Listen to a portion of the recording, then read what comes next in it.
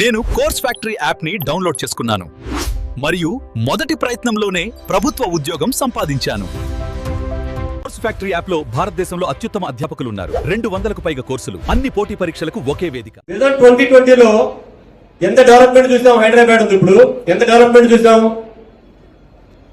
Outer ring road. Outer ring road అనగానే ఏమన్నారు?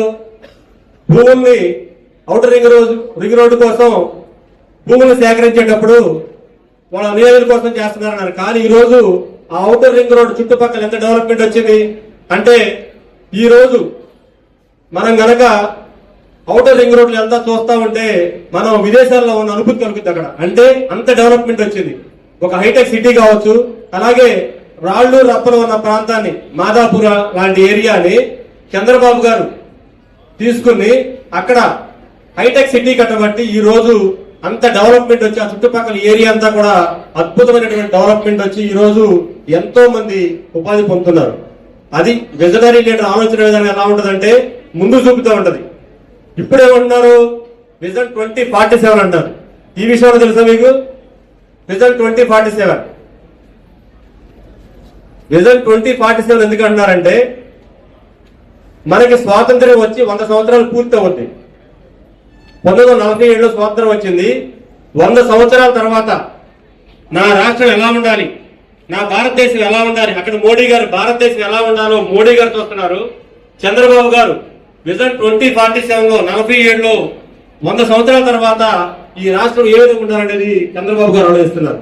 అంటే ముందు చూపున్న నాయకుడు ఎప్పుడు కూడా రాబోయే తరాల భవిష్యత్తు గురించి ఆలోచిస్తారు. అలాగే రాబోయే తరాలు, రాబోయే కాలంలో రాష్ట్రం ఎలా ఉండాలని చెప్పి ఆలోచిస్తారు. అంతేగాని ఇప్పుడు ఏం చేసాం, ఇప్పటి గురించి ఎప్పుడు ఆలోచించరు. ఇప్పుడు విజన్ 47 అంటే ఏమన్నారంతా? ఆయన ఉంటారా అప్పటిదాకా అంటారు. ఆయన ముందు చూపు ఉంటుంది. ఆయన ఉంటారు పక్కన పెడితే ఆయన ఉంటారు, కానీ ఆయన ముందు చూపు ఉంటుంది.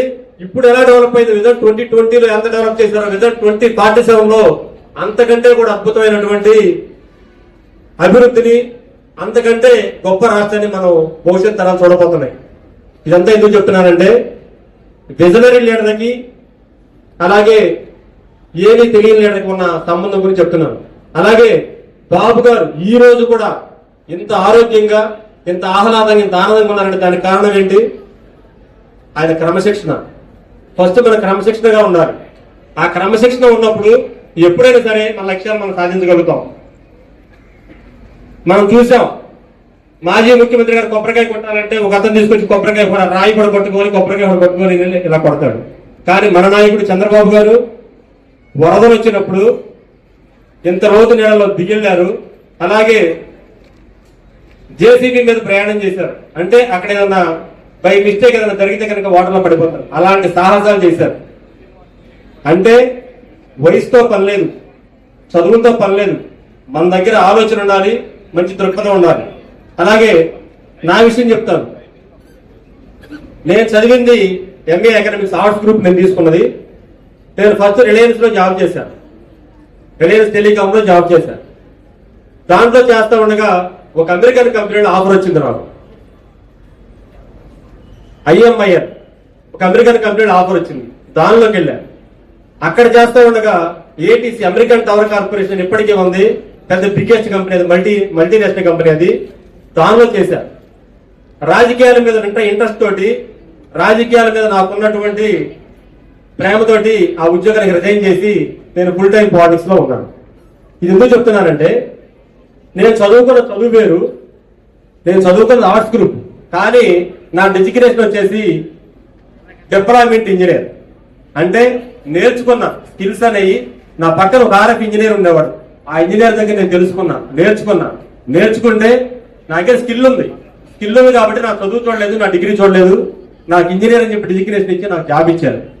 ఇదంతా ఎందుకు చెప్తున్నానంటే, మన దగ్గర ఎప్పుడు కూడా స్కిల్ ఉండాలి. నేను నాకు పిలిచాను, ధైర్యవంతులను రమ్మన్నాను. ఒక పాప వచ్చింది.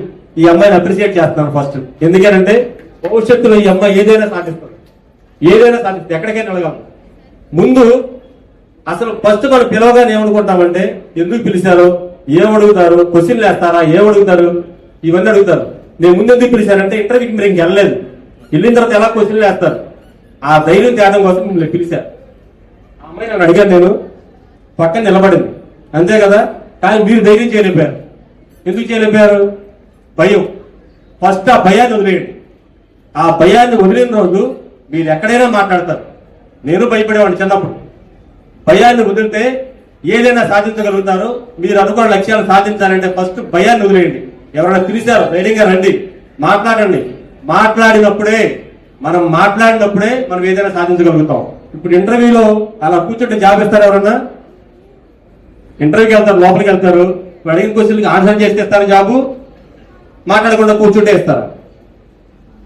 మరి ఇంటర్వ్యూకి వెళ్ళక ముందు నేను పిలిస్తే మీరు ఇక్కడ రావడానికి భయపడ్డారంటే ఫస్ట్ దాన్ని చేయించండి. మీరు దాని గురించి చెప్పారనమాట. Okay, thank you, all the best. మీరందరూ కూడా భవిష్యత్తులో చెప్తున్నాడు కదా, ధైర్యంగా ఉండండి, ధైర్యంతో మాట్లాడండి. ఫస్ట్ మాట్లాడాలి, విషయం తెలుసుకోవాలి. నిజం 2020 అంటే చెప్పలేపారు, 2047 అంటే చెప్పలేపారు. అన్ని తెలుసుకోండి, పేపర్ చూడండి, నాలెడ్జ్ పెంచుకోండి. మీలో నాలెడ్జ్ పెరిగిన రోజునే మీకు అవకాశాలు పిలుచుకుంటా వస్తాయి, అంటే అవి మన ఎదుర్కొంటా వస్తాయి అవకాశాలు. ఈ విషయాన్ని మీరందరూ కూడా గమనిస్తారని తెలియజేసుకుంటూ మీ అందరికీ all the best. Thank you. Very good. Thank you అండి. లాస్ట్ బట్ ద లిస్ట్, మన కనకదుర్గ దేవస్థానం అఫీషియల్ మెంబర్ శ్రీ వెల్లబోడి శంకర్బాబు గారిని మాట్లాడవలసిందిగా కోరుతున్నాం.